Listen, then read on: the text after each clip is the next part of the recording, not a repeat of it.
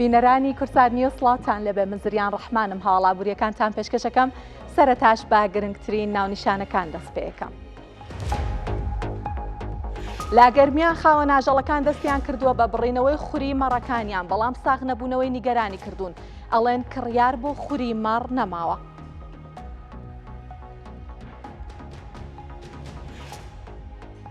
لا سنووری قەزای داقوق هەوڵە درێت زیاتر لە 10,000 دۆنم زەوی جوتیارانی کورد تعریب بکرێت. جوتیارە کوردەکان ئەڵێن ئەو زەویانەیان لە باو باپیرانیانەوە بۆ ماوەتەوە.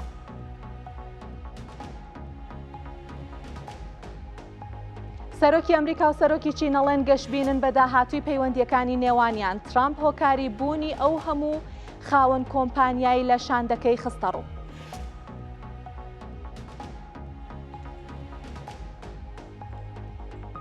ئیمارات لە هەوڵدایە هەناردەی نەوت لە ڕێگەی هێڵی بۆریەوە بۆ 2 هێندەی ئێستا بەرز بکاتەوە. ئامانج لەم پرۆژەیە کەمکردنەوەی پشتبەستنە بە گەروی هورمز.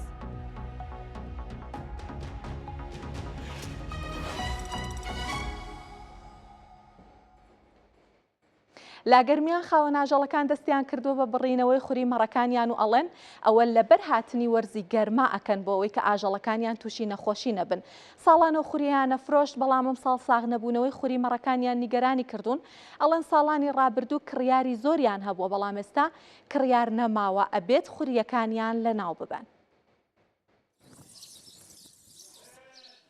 هەورێنگەکەی دەستی تیژ دەکات و ئامادەی دەکات بۆ بڕینەوەی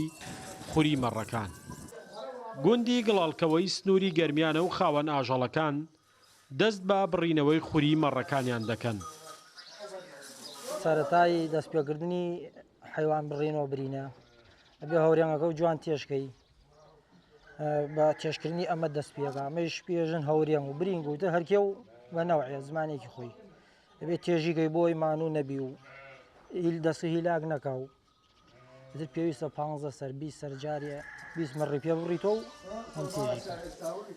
لەگەڵ بەرزبوونەوەی پلەی گەرما خاوەن ئاژەڵەکان ڕێکاری بڕین و لێکردنەوەی خوری مەڕەکانیان ئەنجامەدەن.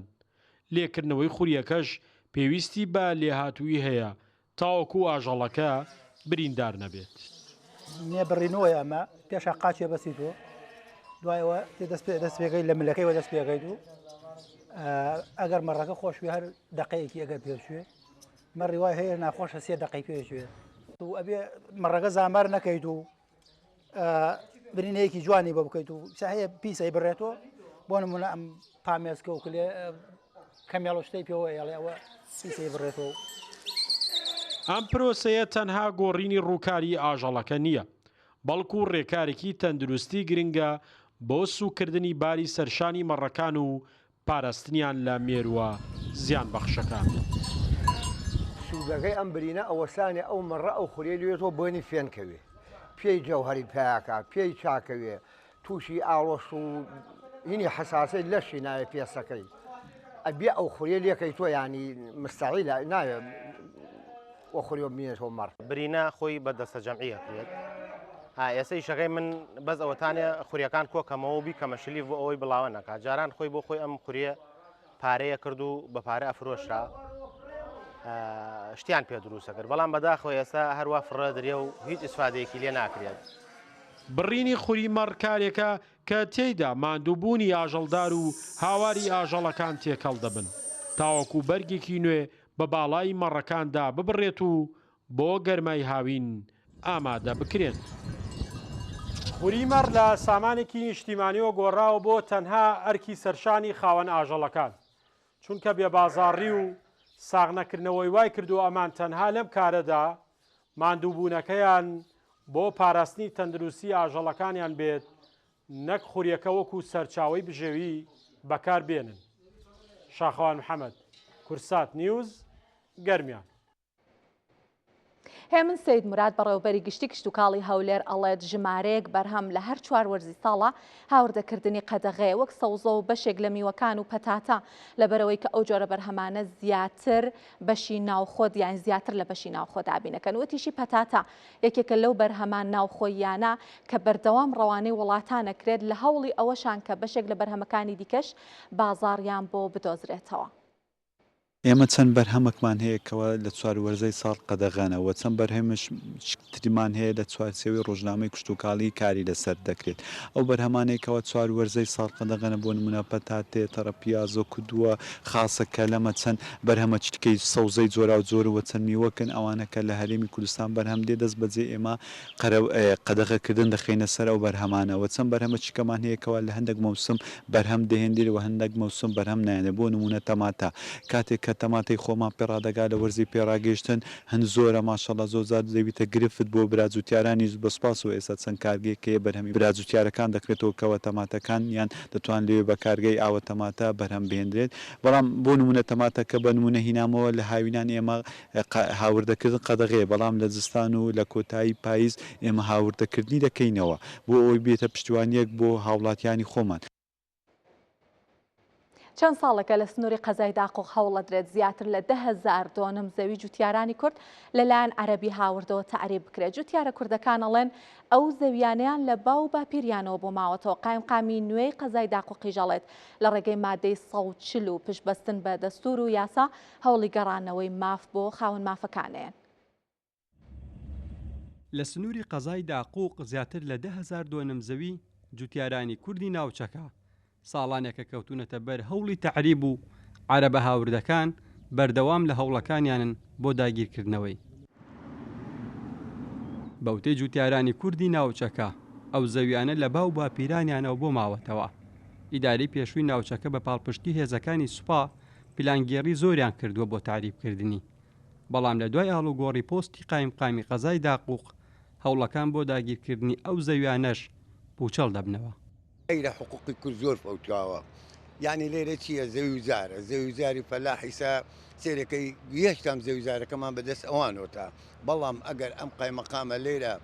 بنسني وداوا كاريبك وسيري خلق كبكا يكم تي سير خلق كبكا وكو يكتيب يكتاو إما الليلة سي قومين داوا كارين أو لقاي مقامي برنسكاك عدنان بتواني هاو بدات أم أرزانا أم جوتيارانا كمحروم النص على الأسر زي كان خويان تشي لاني هزي عسكري وإستا زور عرض إما دور 1600 دونم زي ما نبوها محروم بمان الأسري أوي بروين بناوي داعش وكسنا يوري برات السري زۆرینەی ئەو زەویانەی چاوی تەماحی عەرەبە هاوردەکانی لەسەرە گوندەکانی هەفتەغارە. قایمقامی نوێی قەزای داقوق دەڵێت ئەوان لە ڕێگەی پشتبەستن بە مادەی 140 و دەستور و یاسا هەوڵی گەڕانەوەی ماف بۆ خاوەن ماف دەدەن. بە هەموو هەوڵ و توانایەکەوە نایڵین کەس حەقی لێ بخورێ چونکە یاسا و دادگا هەیە بەپێی یاسا و دادگا حەقی حەقان ئەگەڕێنەوە بۆ حەقی خۆی بێگومان نابینە تەرەفگیر چونکە یاسا هەیە کێشەی زەویزار زۆر هەیە بەڕاستی هەموو هەوڵ و توانایەکمانەکەی نەگەڕ بۆ ئەوەی کەوا حەقی ئەو ئەرزانە بگەڕێتەوە بۆ خاوەنی خۆیان باو باپیران.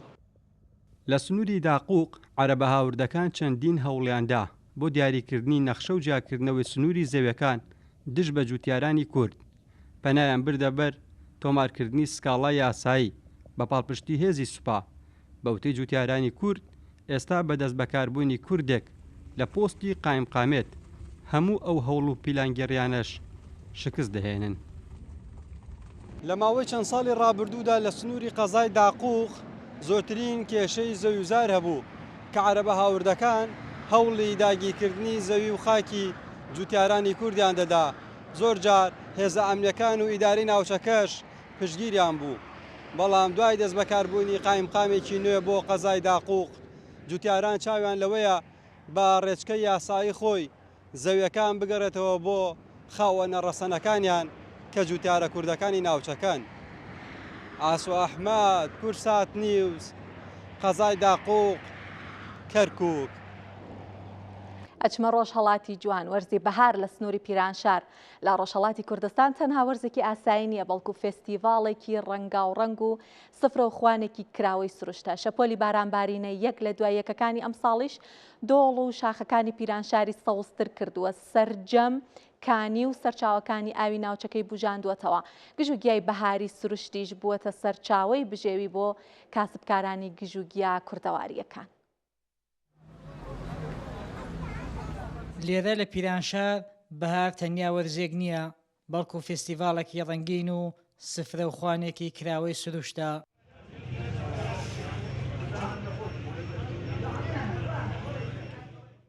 بارانەتێڕ و پڕبەرەکەتەکەی ئەم ساڵ کێو و دۆڵەکانی ناوچەکەیان بە گژوگای بەهار ڕازاندۆتەوە و بازاڕی شارەکەشیان کردوتە مەڵبەندی بۆن و بەرامەی کوێستان. بازاری ئەو ساوەڵی نسبەت بە پارەکەی نێبڕە کەمتر بۆ خەڵک ناوێری مەسەلەن بە تاشتی بۆ یەک ساڵە بەریتەوە شتەکە بۆتە چیلۆ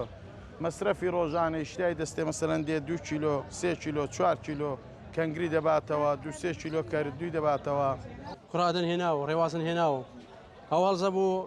زگێشەی بۆ دەرمانی کرمیە ئەوانە عیبنێ کرمشیان هەبێ بۆ نێو ڕسقی دەبێ بۆ لۆر کوشتی لێزا بیزایە ئەوەڵ زەیتێ دەکەن دەرمانێکی خۆشە و بەانە سەعات 5-4 دەڕۆین 5-4 دەڕۆین دەچینە شاخیاتا و جیاکی ساوا جوان دەبینینەوە دەگەڕین. کاسبکاران پێش گزنگی بەیانی ڕوو لە سیاسەختەکان دەکەن ئەوان بە پێشوازی ڕێواز دۆرە کنگێر مندۆک و لوشە دەچن تا موژدەی بەهار بگێنە ناو ماڵەکان و شارەکان. ئەم گیانە لای هاوڵاتیان تەنیا ژەمە خۆراکێک نین بەڵکو دەرمانخانەیەکی سروشتین بۆ چارەسەری سەدان نەخۆشی. مشتەکەی ڕێواز دێ کەنگر دێ کارد و دێ لوشە دێ لە شنۆیە ڕ کوڕادە دێ خلاص هەموو شتەکان دێ ڕێواز دێ لێرە و لە بەربنێ ڕێواز زۆر دێ. جای بازار نعمەتێکی خوا بە ئێمەی داوە بە زیاد بێ لەخوای بازار باشە تا عادە خراپ نییە بەڵام شتەکە گرانە پوڵەکە ئەرزێشی نییە وعزی خەڵکیش بۆ خۆت دەزانی باش نییە. ئێستا کە بازاری گیابەهارەکان لە لووتکەی گەرموگوڕیدایە بۆنی خواردنە کوردەوارەکان لە هەموو کۆڵانێک دێت. لێرە سروش دەبێتە نان و بەرەکەت بۆ خەڵکو و تەندروستیش دەبێتە میوانی سەرسفرەکانیان چونکە ئەو گیا کوردەواریانە سوودێکی زۆری بە تەندروستی دەگەیەنێت. دەڤەری پیرانشار دەوڵەمەندە لە بواری گیابەهارەکانەوە. ئەم ساڵیش بەهۆی ڕێژەیەکی زۆری بارانبارین لە دەڤەری پیرانشار و بەتایبەت لە کوێستانەکانی قەندیل گژوگا بەهارەکان لە چاو ساڵانی ڕابردوو یەکجار زۆرە. خواستیش لەسەر گیابەهارەکان لە مورزەدا زۆر تایبەتە و خەڵکێکی زۆر بۆ کڕینیان سەردانی بازاڕەکان دەکەن. محەممەد حەسەن کورسات نیوز پیرانشار. سەردانەکەی ترامپ بۆ چین لە چەند ڕۆوە سەردانێکی مێژووی بە تایبەتی ئالم کاتە هەستیاری ئێستاە من لێرە هەندێک زانیاری دەربارەی سەردانەکە دەربارەی وتەی ئەم دوو سەرۆکە لە دوای سەردانەکە ئەخەمەڕۆ باسی پرۆفایلی هەردووکیشی تام بۆ ئەەکەم و هەروەها پێگەی ئابووری ئەو دوو وڵاتە کە دوو گەورەترین زلهێزن لە سەر ئاستی جیهان. سەرەتا با باسی وتەکانیان بکەین. سەرۆکی چین و هەروەها سەرۆکی ئەمریکاش گەشتبینن بەم دیدارە ئەڵێن کە دیدارێکی باش بوو قسەی باشیان کرد دەربارەی بە دیاریکرایەگەر باسی ترامپ کەم. ترامپ ئەڵێ پەیوەندیەکانمان لەگەڵ چین زۆر باشتر ئەبێ لە پێش و شاراوە نیە ترامپ لەگەڵ دەست بەکاربوونی بە تایبەتی لەم کابینە نوێیە ئیتر بە وەکو کورد ئەڵێ تەنگی بە چین هەڵچنی ینی ترتەواوەتی بە چینەوە گرتی بەتیا بە تایبەتی بە دیاریکردنی ئەو باجە گومرگیانە کە هەبوو بەردەوام زیادی ئەکرد لە بەرەوەی کە ئەیود ناهاوسەنگی زۆرمان هەیە لە پەیوەندی بازرگانیەکانمان لەگەڵ چین و پێی وابوو کە ئەبێ ئەو ناهاوسەنگیە ڕاست بکرێتەوە. جاری وابوو لە ڕووی سیاسیشەوە گەر بە ڕقاکەوتن دیسان خەشەکەی بە باجە گومرگیەکانە ڕژا لەلایەن هەردوو وڵاتەوە. بەڵامەڵە پەیوەندیەکانمان باشترە بێت لە پێش و هەروەها هەر کاتێک کێشە هەبوو بێت زوو چارەسەرمان کردووە دیسانە مەژ نابێ شاراوە بێت کە ئەم دوو وڵاتە دوو گەورەترین ئابووری جیهانن و ناتوانن ینی دژایەتی یەکتر لە ئاستێکی گەورە بکەن لە بەرەوەی کە هەر لە ڕووی پەیوەندی بازرگانیشەوە ئەم دوو وڵاتە هاوبەشی گەورەی یەکترن و پێویستیان بە یەکترە بۆ بازاڕەکانیان و بۆ ئابوووریەکەیان. داهاتوێکی نایابمانە بە پێکەوە مەدیسان وتەی ترامپ و هاڵە کۆمپانیەکان بۆ پیشاندانی ڕێز لێرە بوون. هاوبەتە تەنها ڕێزی ڕێز نەبووە لە بەرەوەی کە یەکێک لەو بەڵێنانە کە ترامپ وەری گرتووە لە چین ئەوەیە کە بازاڕی زیاتر لە چین بۆ کۆمپانیا ئەمریکیەکان بڕەخسێت. ئەبێ بزانین کە ترامپ پیاوێکی بازرگان و پیاوێکی ئابووریانە بیرەکاتەوە و بێگومان تەنها بۆ پیشاندانی زەڕم کۆمپانیانەی لەگەڵ خۆی نەبردووە لە بەرەوەی کە ئەتوانین بڵین گەورەترین و زەبەلەحترین کۆمپانیاکان سەرۆکەکانی لەم سەفەرەیە هاوڵی ترامپ بوون و ئەمە سەفەرێکی تریلیۆن دۆلاری بوو. بۆیە ئامانجی گەورەتریشی لە پشت بووە. با بچینە لای بابەتەکانی تر و وتەکانی تر هەر لەم بارەیەوە. شی جینپینگیش لەم بارەیەوە قسەی کردوواڵێ ئامادەین بۆ پەرەپێدانی پەیوەندیە بازرگانیەکانمان وەکوتم ئەم دوو وڵاتە لە ئاستێکی زۆرا لە ڕووی ئابووری بازرگانیەوە پشت بەیەکە بەستن هەرچەندە ئەم خولەی سەرۆکایەتی ترامپ یانی گەر بەراوردی بکەین لەگەڵ خولی پێشووتری و پشت بەستنی چین لە ڕووی بازرگانیەوە بە ئەمریکا لێک بینەوە لەم خولەی سەرۆکایەتی ترامپا پشت بەستنی چین بە بازرگانیکردن لەگەڵ ئەمریکا تا ڕادێک کەم بووەتەوە وەک خولی پێشووتر پشت بەستونیە بە بازرگانیکردن لەگەڵ ئەمریکا سەر و 120 وڵات هاوبەشی بازرگانین لەگەڵ چین بەڵام دیسانەوە چین هەم پێویستی بەوەیە کە لەگەڵ ئەمریکا پەیوەندیەکی باشی هەبێ بۆ ئابوووریەکەی و هەمیش پێویستی بە جیهانێکی سەقامگیر و پەیوەندیەکی سەقامگیر و دوور لە ئاڵۆزی هەیە بۆ ئابوووریەکەی ئەڵێ دەرگای چین کراوە ئەبێت و هەروەها گرنگی بە بازاڕی تەکنەلۆژیا ئەدەین بێگومان یەکێک لە خەونەکان و یەکێک لە ڕۆیاکانی چین ئەوەیە کە هەژمونیەکەی لە ڕووی تەکنەلۆژیا فراوانتر بکە لەبەرەوەی کە ئەسڵەن پێیان وایە کە داهاتوو لە دەستی تەکنەلۆژیا ئەگەر لەم ڕۆوە دوا بکەون ئیتر ناتوانن ئابوووریەکان بگەێنن بەو ئاستەکە بتوانێت لەگەڵ زلهێزەکانی جیهان کێبەرکێ بکە ئەمە هەر یەکێک لە ترسەکانی ترامپیشە ترامپ و هەروەها چاودێرانی ئەو وڵاتە پێیان وایە کە چینە ماوەیە کە ئابوووریەکەی بەرەو پێش بردووە ئەم هەلەی قۆستووەتەوە پسپۆڕانی ئەمریکی پسپۆڕانی وڵاتانی تری ڕاکێشاوە بە ناوی ئەوەی کە پسپۆڕیەکان بەکارهێنێت بەڵامەڵێت تەکنەلۆژیا و ئەقلی تەکنەلۆژیاکەی لێ بردوون ئەوان بە دیاریکراوی ئەسڵەن بڵێن دزیویەتی ئەمەیەکێ لە نیگەرانیەکانی ئەمریکا لەبەرۆیش هەر لەبەرم هۆکارش ئەسڵەن هەناردەی هەندێک تەکنەلۆژیا و چیپیشی قەدەغە کردووە بۆ چین ترامپ کردوێتی بە دیاریکراوی هۆشداری ژیان لەبارەی تایوان ئەوترێت هەرچەند بە دیاریکراوی ڕانەگەێنرا کە لەبارەی تایوانەوە قسە کرابێ بەڵام یەکێ لەو پرسە گرنگانە بووکە لە نێوان ئەم دوو وڵاتە تاوتوێ کرابێت ئەشزانین کە تایوان یەکێکە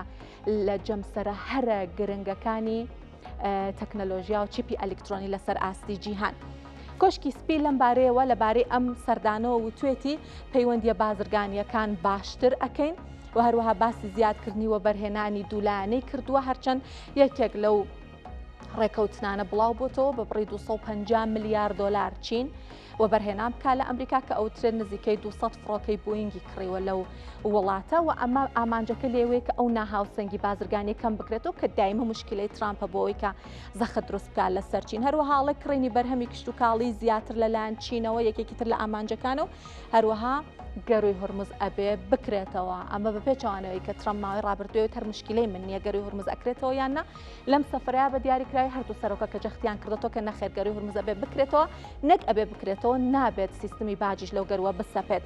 ئەڵێ بە سەربازگەکردن و وەرگرتنی باش لە گەڕووی هورمز ڕەت کراوەوە ئەمەم ئێستا ئاماژە پێدا ئەڵێ ئەمە ڕێڕەوەیەکی نێودەوڵەتیە بە هیچ شێوەیەک نابێت نەهەژمونی سەربازی لەو ناوچەیە هەبێت و نا باجیش لەوێ وەربگیرە ئەڵێ ئەمە بەراورد ناکرێت بە کەناڵی سوێس کە لەوێ باج وەرەگیرە لەبەرەوەی کە ئەوە ڕێڕەوێکی دەستکردو ئەمە ڕێڕەوێکی نێودەوڵەتی ئازادە. چین ئەوێت نەوتی زیاتری ئەمریکا بکڕێت یان ئەمە یەکێک لە بابەتەکانە قسەی لێوەکراوە لە جیاتیەوەی کە چین پشت بە نەوتی کەندا و بە تایبەتی ئێران ببەستێ ئەڵێ توێتی وەرە نەوت لە ئێمە بکڕامە پێشنیاری ترامپ و دیارە چینی ژێ بە قبوڵی کرد بە هەردوو لاکۆکن کە نابێت ئێران چەکی ئەتۆمی هەبێت ئەمە گرنگترین ئەو بابەتانە بوون کە ئەم وڵاتانە باسییان لێوە کردوون و ئەڵەن دەرئەنجام و لێکەوتەی کۆبوونەوەکانی دوو سەرۆکی گەورەترین ئابوووریەکانی جیهانن هەر پەیوەندیدار بەم بابەتە هەندێک داتا و ژمارەی تر هەندێک زانیاری ترتان بۆ خەمەڕوو ئەگەر هاوکارانم بەڵێ یارمەتی دەربن پێگەی ئابووری ئەو دوو وڵاتەوە کوتم دوو زلهێزی ئابووری جیهانن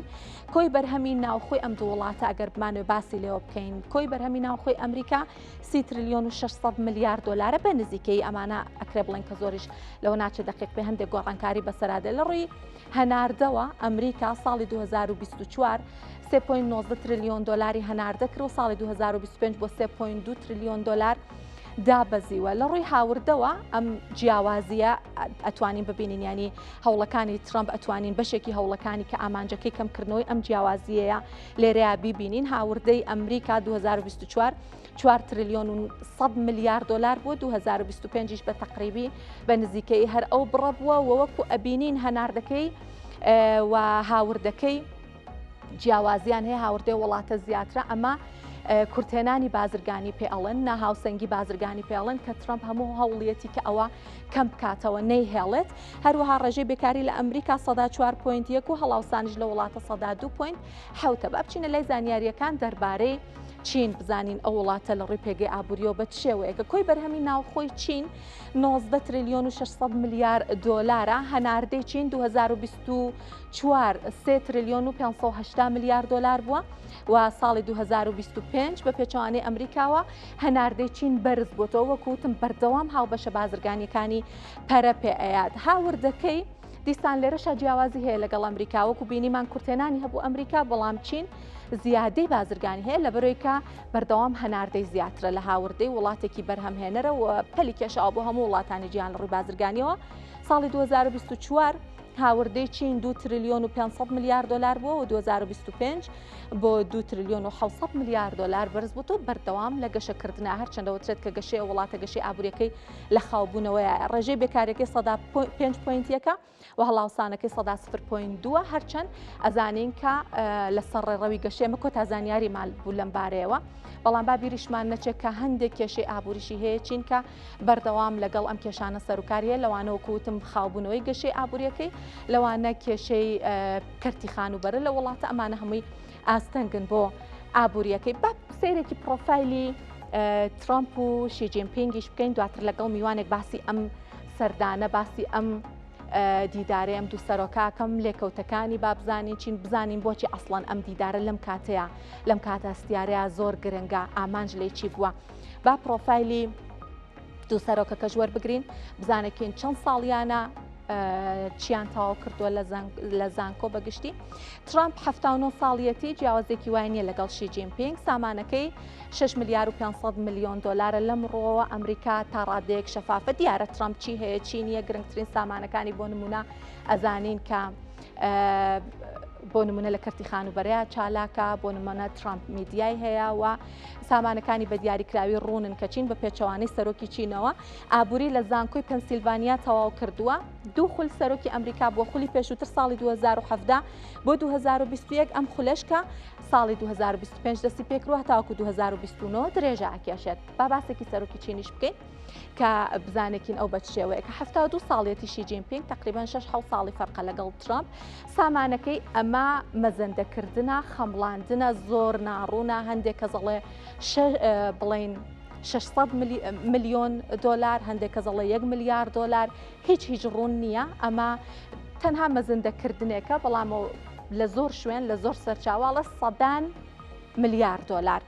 بە دیاریکراوی ڕوون نییە ئەندازیاری کیمیای تاوا کردووە لە زانکۆ و لە ساڵی 2013 هەتاوکو ئێستا سەرۆکی چینە پێشتر سەرۆکایەتی چین ئەو کاتە کە شی جینپینگ بۆ بە سەرۆکی چین سەرۆکایەتیەکە بۆ 2 خولی 5 ساڵە بووە دواتر ساڵی 2018 ئەم یاسایە نەماوە چین وەکو وڵاتانی تر نییە هاوڵاتی بچە بۆ نمونەوەکو ئەمریکا بچێ سەرۆکی وڵاتەکەی هەڵببژێرێت نەخێر دەسەڵات لای پارتی کۆمۆنیستە لە وڵاتە و سەرۆکی ئەو پارتە ئەبێت بە سەرۆکی وڵاتیش بێگومان لە ساڵی 2013 شەوە شی جینپینگ ئەم پێگەی هەیە لێرە لە ستۆدیۆ میوانمان لەگەڵ ئەمانێ باسی گرنگی ئەم سەردانە بکەین و بزانێکین کە چ لێکەوتەیەکی هەبووە سڵاو لەبێ دکتۆر سەروەر محەممەد بە سەرۆکی سەنتەری لێکۆڵینەوەی چین لێرە لە ستۆدیۆ لەگەڵمان ئامادەیە زۆر بەخێرهاتن دکتۆر پێمان بڵێن بۆچی ئەم کاتە بۆ ئەم سەردانەی ترامپ گرنگە گرنگەکەی لە چیایە داتاکانی خۆت زۆر جوان بۆ ڕوون و کردەوە بەڵام ئەگەر بێت و شیکارێکی سیاسی ئابوووریانەشی بۆ بکەین یعنی لە ئێستادا ترامپ لە قەیرانێکاژی قەیرانێکی داخلی و قەیرانێکی جەنگ قەیرانە داخلیەکەی زیاتر ئابووریە یعنی ئەگەر بێت و ڕێژەی هەڵاوسان وازەم ڕوو نەکردەوە کە ڕێژەی هەڵاوسان لە ئەمریکا ئێستا حالت لە ئێستای ئەمریکا 3.8 ینی لە چاو پێشوە ینی ڕێژەی هەڵاوسان لە ئەمریکا زۆرە و زیاتر ئەمریکا پێویستی بە چینە ئێستا لە مرحلەیەتە نەک چین پێویستی بە ئەمریکا بێت و ئەمریکا کورتێنانی وەک خۆت ڕوون کردەوە ینی کورتێنانەکەی بەرامبەر بە ترازی بازرگانی بەرامبەر بە چاینا پێشتر لە 2024 300 میلیارد دلار بووە و لە 2025 200 میلیارد دلارە بەڵام لە بەرامبەرە چین 288 میلیارد دلار فائیزی هەیە ینی سەرڕێژەیی هەیە و لەسەر ئاستی جیهانیشە چاینا ئێستا چین یعنی 1.2 تریلیۆن دلار فائیزی هەیە لە کاتێکە ئەمریکا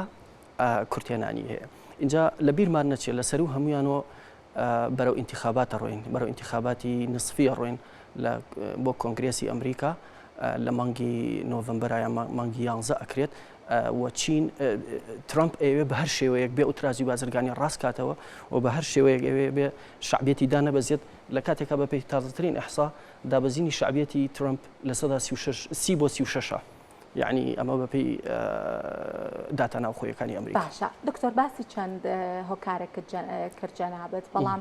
ئەگەر بمانوێت بە دیاریکراوی باسی بکەین ئەم سەردانە زیاتر ئەمنی بوو یان ئابووری یان سیاسی تای تەرازۆکە بە ئەزان تێکەڵەیەک لە هەمووی بوو بەڵام تای تەرازۆکە زیاتر بەلای کامیانە بەلای ئابووری ئاڕات طبعا بەلای ئابووری و تەکنەلۆژیا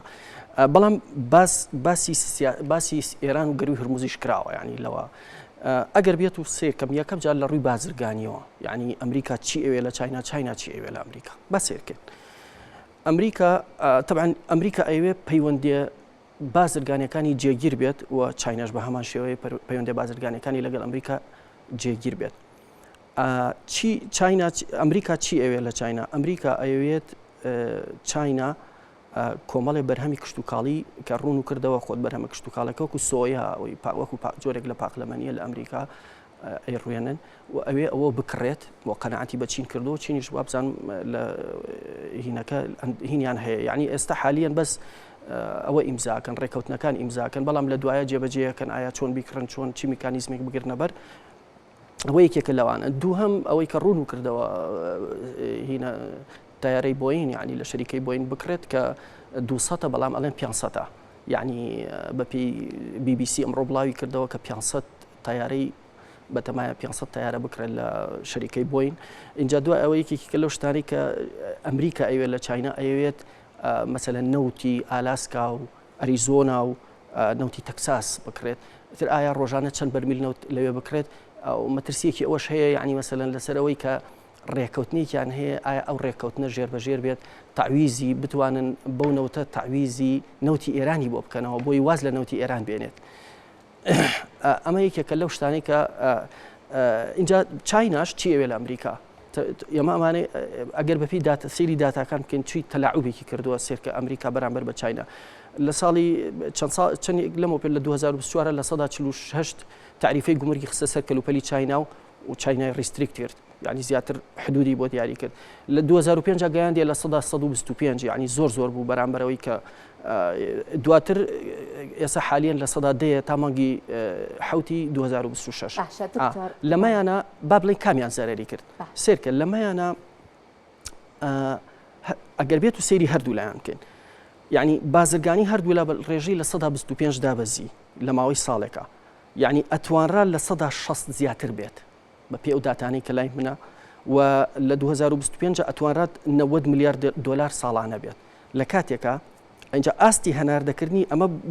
بۆ ئەوەی کە بۆ ئەمریکا ئاڵێم یعنی مەسەل ئەتوانرا لە 160 زیاتر بێت ئەو بازرگانی کە کردویانە سێرکە ئاستی هەناردەکردنی بۆ چاینا بۆ ئەمریکا لە 9 بۆ 4 دابەزی بوو بەڵام چین توانی تعویزی ئەمە بکاتەوە وە گوتمان هەموو جیهان پێویستی بە چینە لەبەرەوەی نرخی کەلوپەلەکەی هەرزانە و ئەوە بگرە هەندێکیشی کوالیتی باشە هەر ئاهاو بەشەکانیشی پەرەپێدا دکتۆر جەنابەت باسی گەروی هورمزت کرد لاوەتەکان تا و باسی ئەوەشت کرد کە ئەمریکا داوای کردو چین نەوت لە ئەمریکا بکڕەوەتەتی لە جیاتیەوەی پشت بە ئێران و کەندا و بەستی بۆ ئێمە لێرەیە سیرێکی بەهای دراوەکان نەکەین لە دوای ئەم دیدارە ئەگەر هاوکارانم یارمەتیمان بن لێرە بەهای دراوەکانمان بنە بۆی کە لەگەڵ دکتۆر سەروەر باسێکی بکەین لە دوای ئەم دانوستانە لە دوای دیداری ترامپ و شی جینپینگ نرخی نەوت دکتۆر بەرزبوونەوەی بەخۆیەوە بینی ئەمە لە کاتێکا بوو کە هەردوو سەرۆکەکە جەختیان لەوە کردەوە کە کرانەوەی گەروی هورمز ئەبێ ڕۆبات وتیانە بێ بکرێتەوە وتیان ئێران بۆی نییە باج وەربگرێ بەڵام نرخی یەک بەرمیل نەوتی خاوی برند گەیشتە 108 دلار و 33 سنت تەکساس 104 دلار و 30 سنت ئەوەی سەرنجڕاکێش بوو لەم ماوەیەک دکتۆر نرخی نەوتی تەکساس پێش برندیش کەوتەوە و غازی سرۆشیش بە 2 دلار و 95 سنت بوو لە دوای دیدارەکەی ترامپ و شی جینپینگ ئەمە ڕووی داوە دکتۆر بە بڕوای جەنابەت ئەمریکا ئەم دوو وڵاتە ئێستاڵێن ئێمە کۆکین لەسەرەوەی کە با گەروی هورمز بکرێتەوە پێت وایە چ بژاردەیەکیان لەبەردەستە بۆی کە گەروی هورمزی پێ بکەنەوە پێتان وایە کە لۆبی چین لە لای ئێران ئەوەندە بەهێزە کە بتوانێت ئەو گەرویان پێ بکاتەوە بەبێ ئەوەی کە بیانەوێ باج لە وڵاتان وەربگرن بۆ بەکارهێنانی؟ وەڵا بەنسبەت گەری هورمزەوە کێشەکە زۆر لەوە قوڵترە، یعنی مەسەلەن چۆنە، ینی ئێستا حالیان ئێران دەسەڵاتی هەیە بەسەر گەری هورموزە. ڕاستە ئەمریکا تۆزی حەساری خستۆتە سەر ئەوە، ینی حەساری خستۆتە سەر گەری هورموز بەدا، یعنی مەسە ئەمریکا سەرەتا وای پێشبینیە کرد کە کۆمەڵێک کارتی بەدەستەوەیە، بەڵام کارتەکان زۆر تەسیریان نەبوو و بە زمانی ئینگلیزی پێڵێن ئێران ئەپەهاندی هەیە ئێستا حالیان، دەستی باڵای هەیە بەسەر گەری هورموزەوە، توانی تقریبا تا ڕادەیەکی زۆر ئەتوانێت تەسعیدیش بکە ئێستا حالیان. ئەوەی کە لە مقابلی ئەوە ئەمریکا داوای لە چاینا کردووە کە بتوانێت تەسیری لەسەر ئێران هەبێت بە ڕازیبوونی پلانەکەی ئەمریکا و بۆ کۆتایی هێنان و بە قەیرانی گەری هورموز و وازێنان لە چەکی ئەتۆمی. لە مقابلە چاینا چی هەیە؟ چاینا دائیمەن یەک تەبیعەتی هەیە، هەر لە سەرەتاوە دژی حربەکە بوو، دژی جەنگەکە بوو.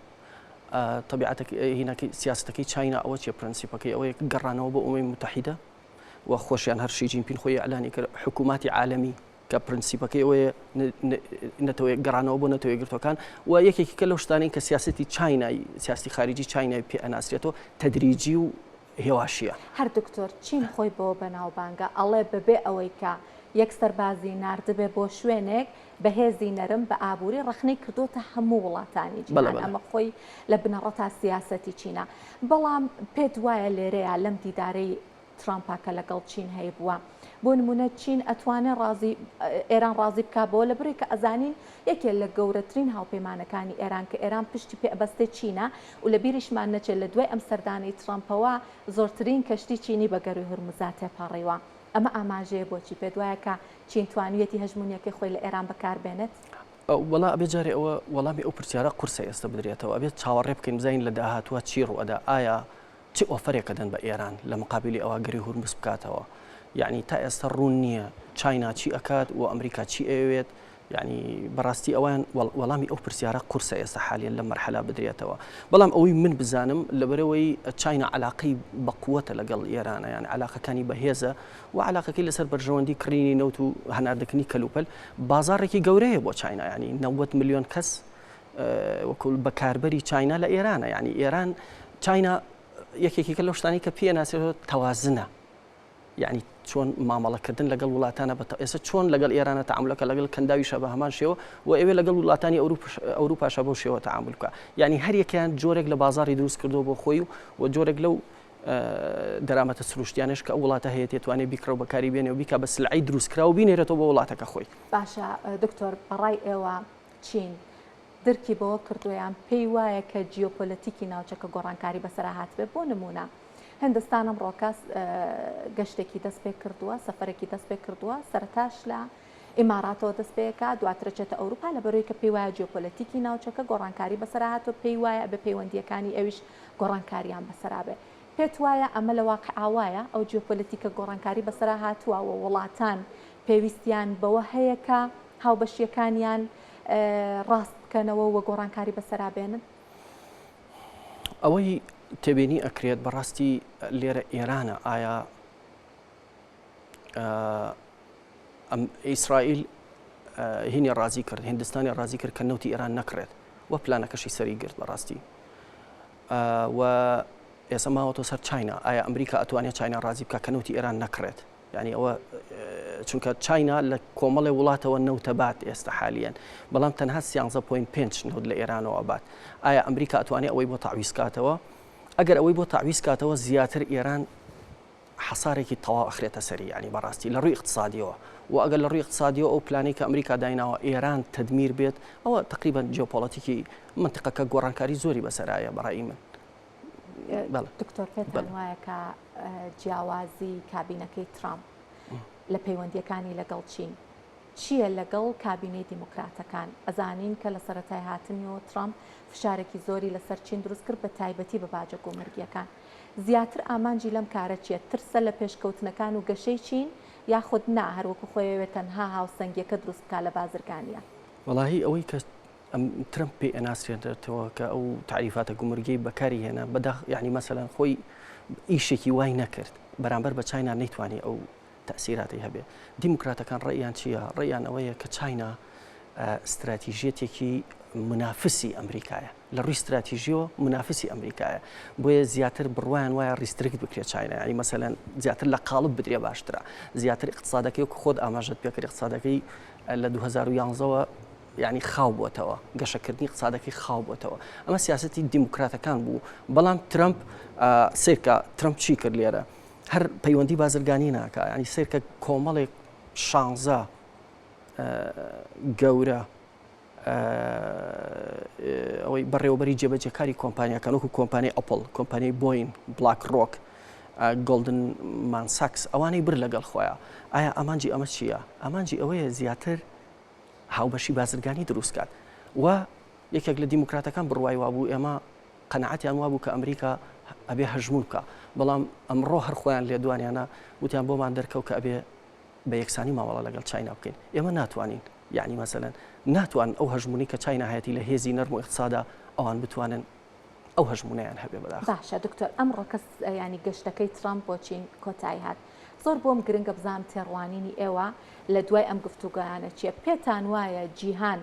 بەرەو ڕێکەوتنێکی گەورەی دوو زلهێزی جیهانی ئەڕوات یاخود نا ئەمریکا ڕووی داتەنها کۆنتڕۆڵکردن و بەڕێوەبردنە بۆ ئەو قەیرانانە کە ئێستا لە ناوچەکەی هەیە ینی مەبەستوەیە هەماهەنگیە کۆنتڕۆڵە ئەوڵ زیاتر من پێم وایە هەماهەنگیە ینی ئەمریکا گەشت بۆ قەنەعەتی کە سیاست ئەو سیاستە خارجی کە هەیەی بەرامبەر بە جیهان ئەوەی بەرامبەر وڵاتێکی کە ئیکا ناتوانێت بەرامبەر بە چاینا بیکە بۆیە زیاتر دۆزینەوەی هاوبەشی و ئەوەی کە پێڵەن گراوند کۆمن گراوندە ینی نقطەی هاوبەشە لە نێوان خۆی و چاینا و یەکێکی کە لەو شتانی کە ینی چاینا پێ ئەناسێتەوە ئەوەیە کە کۆمەڵێ مەواردی نادری هەیە کە احتیکاری کردو بۆ خۆی چاینا ینی لە دروستکردنی سیارات و لە دروستکردنی معمەلی ستیل و ئەوانە کە ئەگەر بێت و لە چایناوە نەیهێنێ ناتوانێت ئەوانەی نییە ئەو چاینا ئەوە ممارەسە بەڵێ ئەمە یەکێکە لەوانەی کە چاینای پێ ئەناسێتەوە و خاڵێکی کەوەیە مەسلەی ئاسایشی ئەلکترۆنی مەسلەی ئاسایشی ئەلکترۆنی کە چاینا ئێستا لەم حربا بۆیان دەرکار خۆیان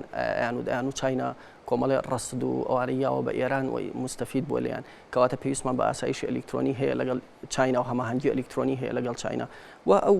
ئەو گروپە کۆمپانیا کە بردوێتی وتمان ئەو شانزە ئەوانەی بەڕێوەبەری جێبەجێکاری کۆمپانیا گەورەکان مەبەست ئەوەیە زیاتر هەماهەنگی ئەوە دروستکەن ینی لە بواری هێرشی ئەلکترۆنیا ینی ترسیان لە چاینا هەیە لە بواری هێرشێلی چونکە چاینا تۆپە لە بواری ئەلکترۆنیاتە و لە بواری پێشکەوتنی ئەلکترۆنیاتە و ناڵێم ئەمریکاش لەو بوارە لە دواوەیە بەڵام چاینا لە پێشە بەڕاستی ینی ئینکاری ناکرێتەوە خاڵێکی کە گرنگە بەنسبەت ئەوەیە ینی چاینا لەم ماوە کۆمەڵی کۆمپانیای چینی عقوبەتدران لەسەرەوەی نەوتی ئێران بەکارەهێنن ئیتر نازام ئایا لەسەر مەسلەی ئەوەی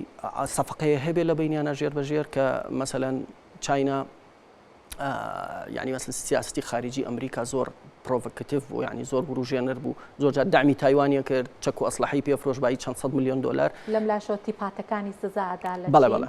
لەم لاشەوە بەڵام ئایا ڕێکەوتنیەک هەبێت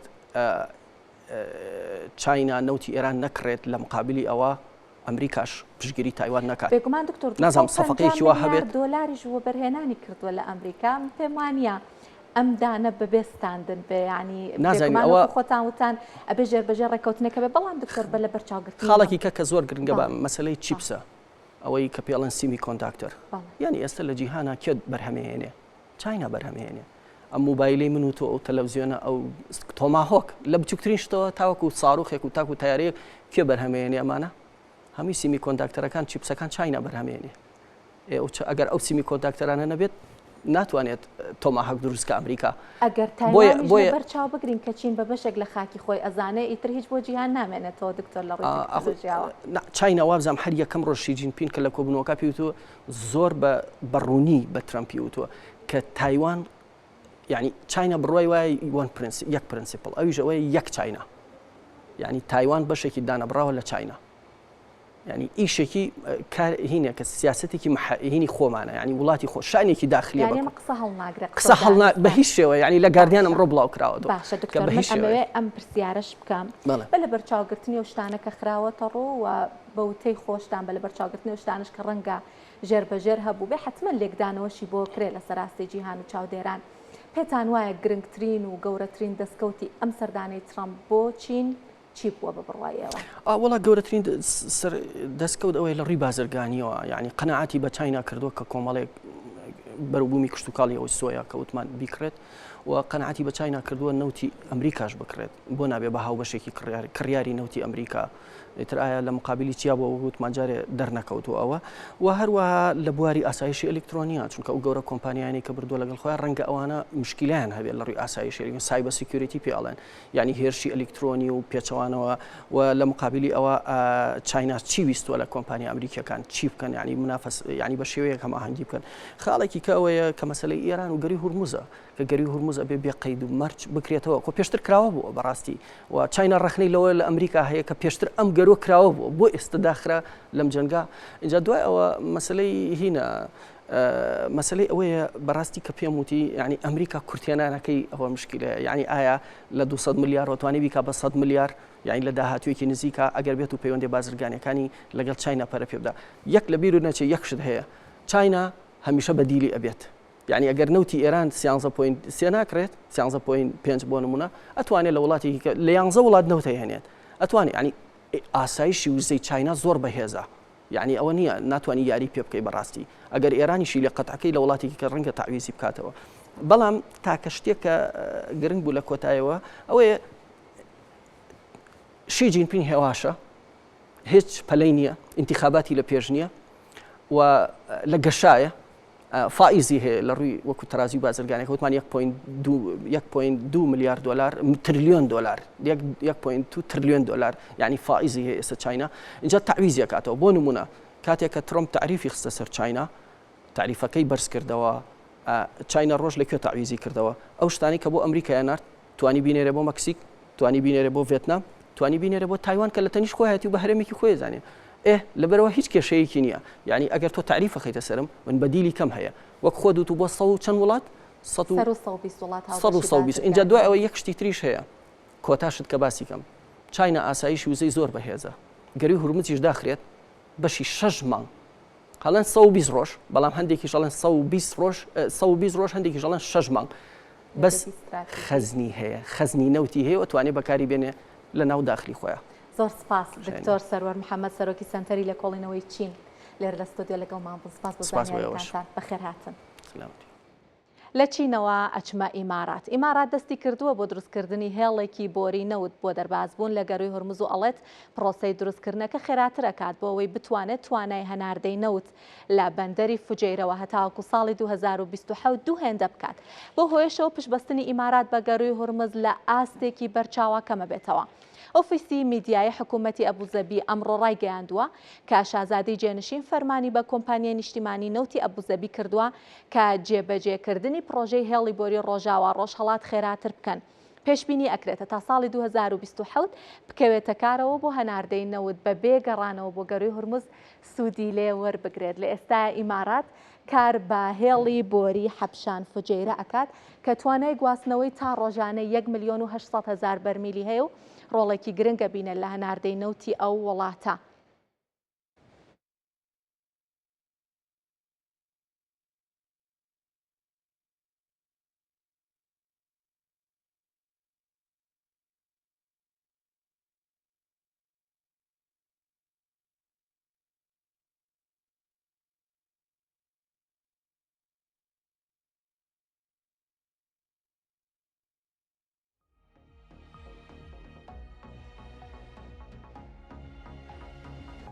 با لێرە باسێکی ئەم هێڵی بۆریەتان بۆ بکەم، ئەم پرۆژە نوێی ئیمارات کە بەنیازە سوودی لێ ببینێت بۆ زیاترکردنی هەناردەکەی لە ڕێگەی هێڵی بۆریەوە ببێ ئەوەی کە بگەڕێتەوە بۆ گەڕووی هورمز کە بێگومان ئەم داخرانی گەڕووی هورمزە بووە بە بەڵا بۆ ئیماراتیش و وڵاتەکانی تر، بەڵام بیرمان نەچێت کە ئیمارات و سعودیا دوو وڵاتن، تاکە دوو وڵاتن کە هێڵێکی جێگرەوەیان هەیە کە ئەتوانن هەتاوەکو ئاستێک لە هەناردەی نەوتەکەیان بەردەوام بن بە پێچەوانەی بۆ نمونە وڵاتێکی وەک عێراقیان وەکو قەتەر کە بە تەواوەتی ینی گەڕووی هورمز شادەماری بازرگانی وزەکەیانە. با لێرە داتاو ژمارەکان وەربگرین بزانێکی لەم پرۆژە نوێیە چییە. هەناردەی دەرەوەی گەڕووی هورمزی ئیمارات ینی بۆ ئەوەی کە نەچێتەوە بۆ گەڕووی هورمز لە ڕێگەی هێڵی بۆریەوە هەناردە بکات لە ئێستاە تواناکەی لە نێوان 1.5 بۆ 1.8 ملیۆن بەرمیلی ڕۆژانەیە. ئێستا کە هێڵی حەبشان فوجێرە بەکارهێنێت، بەڵام ئەوترێت هەر لە ڕێگەی فوجێرەوە ئێوە زیاتر هەناردە بکات و خەریکی دروستکردنی هێڵێکی بۆری ترە کە تواناکەی ئێستا دوو هێنداکە، واتە ئەم توانە نوێیە 1.5 ملیۆن بەرمیلی ڕۆژانەیە و پرۆژەکە ئەمەی کە بەنیازن تواناکە بێت دوو هێندە بکەن، بەنیازن هەتا ساڵی 2027 ساڵی داهاتوو زیاتر بکەن لەبەرەوەی کە بە تەواوەتی پرۆسەکەیان خێراتر کردووە و ئەیانەیە بە تەواوەتی لە دەستگەڕی هورمز ڕزگاریان ببێت. با بچینە لای زانیاریەکانتر هەر چەندە با بیرم نەچە پێتان بڵێم ئەوەی کە لە ئێستا هەناردێکا وەکوتم 1.5 تر زیاکە، بەڵام ئیمارات لە ئۆپیک چۆتە دەرەوە و بەنیازەکە تواناکەی بۆ 5 ملیۆن بەرمیلی ڕۆژانە بەرز بکاتەوە. واتە ئەگەر بەم هێڵە نوێەوە کە خەریکە دروستی ئەکات لەگەڵ هێڵە کۆنەکەش تواناکەی بگاتە ئاستی 3 ملیۆن بەرمیلیش هێشتا بۆی بگاتە 5 ملیۆن بەرمیلەکە کە پلانیەتی بۆ درێژخان هەر بۆ بەشێکی پێویستی بە گەری هورمزە بێت، مەگەریتر هەر بەردەوام بیاوێ ڕێگاکانی هێڵی بۆری پەرە پێبات و بەدیلەکانی گەری هورمز زیاتر بکات. بەندەری فوجێرە چیە؟ بەندەری فوجێرە بەندەرێکی زۆر گرنگە لە ئیمارات. بۆچی گرنگە؟ لە بەرەوەی کە لە دەرەوەی گەروی هورمزە ئەم بەندەرە و پێویست ناکات بۆ هەناردەکەی بۆ بازرگانیەکەی پشت با گەروی هورمز ببەستێت لەسەر کەناراوەکانی دەریای عومانە. دەری کە وڵاتێک بەندەرەکەی کەوتە سەر دەریای عومانیا، وڵاتەکە لەسەر دەریای عومان و بازرگانی کرد، ئیتر واتە بە ئاسانی دەستی بە ئاوە ئازادەکان ڕاگەیشتە و پێویست ناکات بگاتەوە بە گەروی هورمز و ئیتر ئەو داخرانی گەروی هورمزە نابێت بە ئاستەنگ بۆ ئەو وڵاتە. بەندەری فوجێرە لە ساڵی 1994 تەنها 550,000 مەترسێجا توانای کۆگاکردنی هەبووە، بەڵام لە ئێستاە توانای کۆگاکردنەکەی بۆ 18 ملیۆن مەترسێجا بەرز بووتەوە و لەم بەندەرەوە 1.7 ملیۆن بەرمیلی ڕۆژانە هەناردە ئەکرێت و وەکوتم بەندەرێکی یەکجار گرنگە بۆ ئیمارات. بەم داتاو ژمارانە دەربارەی ئیمارات و دەربارەی هەوڵەکانی بۆ ئەوەی کە پشتبەستن بە گەروی هورمز کەم بکاتەوە کۆتایی بە ئابووری ئەمڕۆ هێنم کە بە یارمەتی هاوکارانم پێشکەشم کردن. سپاس کە بینەرمان بوون و ماڵاوە.